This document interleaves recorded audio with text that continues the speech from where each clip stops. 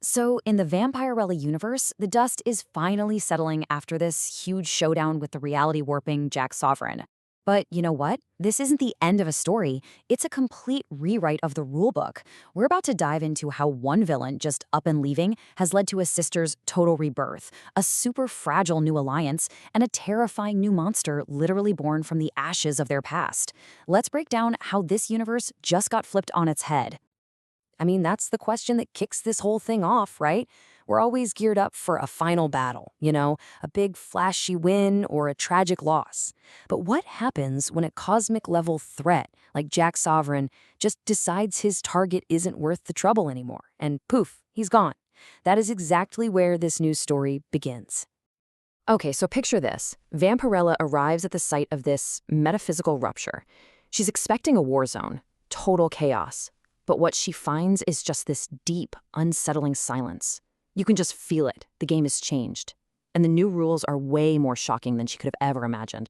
Now, with her unique senses, her echolocation sight, and that violet truth gaze, she's not seeing physical destruction. No, she's reading the psychic scar left on reality itself. She can feel that a massive amount of power was just here, but the source has vanished. And what she's picking up is, well, it's wild. She senses this cold, almost sterile energy. That's Sovereign's whole anti-chaos thing. But it's fading away. There are no craters, no bodies, nothing. It's like finding a predator's lair, but it's empty and cold. And here's the kicker. Sovereign wasn't beaten. He left. He left because his intended target had changed into something he couldn't control.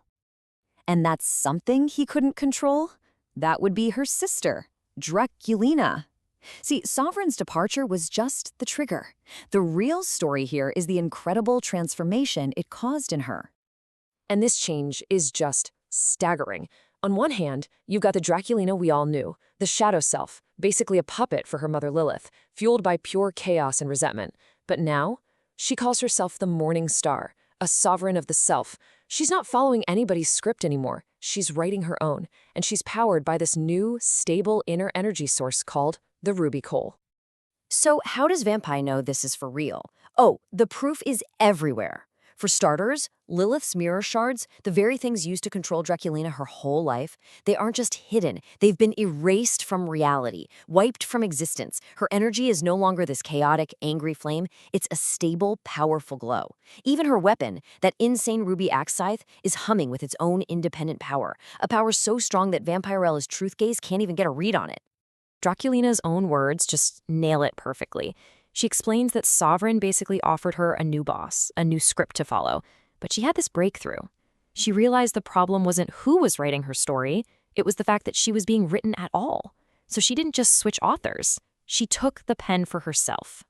This whole philosophy, she calls it self-authorship.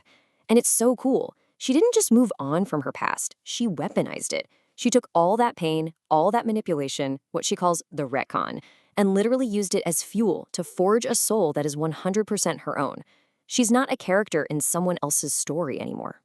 Now, this profound, fundamental change in Draculina leads to maybe the most shocking twist of all, an alliance, a truce between two sisters who have been at each other's throats for, well, forever. And Vampirella's reaction, it tells you everything. For her whole life, Draculina has been a problem to solve, a shadow to either save or destroy. But now, Vampirella looks at her and sees an equal, a sovereign, a peer. Think about it. All those old labels they wore, hero, villain, savior, victim, they're just gone, meaningless. They've been cut away, and all that's left are two incredibly powerful women, made from the same blood, standing on the wreckage of a history that was forced on them. And let's be super clear. This truce isn't about Draculina suddenly becoming a hero or anything like that. No, it's way more practical. They both want to figure out the truth of their own bloodline, of Draculon, without all the lies their mother Lilith fed them. This is about seeking truth, not a moral victory. But right when this new era of understanding is about to begin, the universe has a funny way of reminding you that nothing is ever really gone for good. The past always comes back, and usually it's in a much scarier form. So remember that nasty resentment demon that used to power Draculina? Well, Vampirella purged it from her sister, sure, but she didn't destroy its essence. And now, this free-floating ball of pure rage has found a new home. And the results? It's a catastrophe. Let's just walk through how this monster gets made, because it is twisted. It starts with an unlucky human Wiccan who just so happens to have a drop of ancient demon blood in her ancestry. The resentment demon doesn't merge with her. It straight up eradicates her personality, wipes her clean. Then it starts feeding on all the leftovers from the big fight, stray vampire DNA from the sisters, and that weird lingering anti-chaos energy from Sovereign. And this toxic soup triggers a horrific transformation.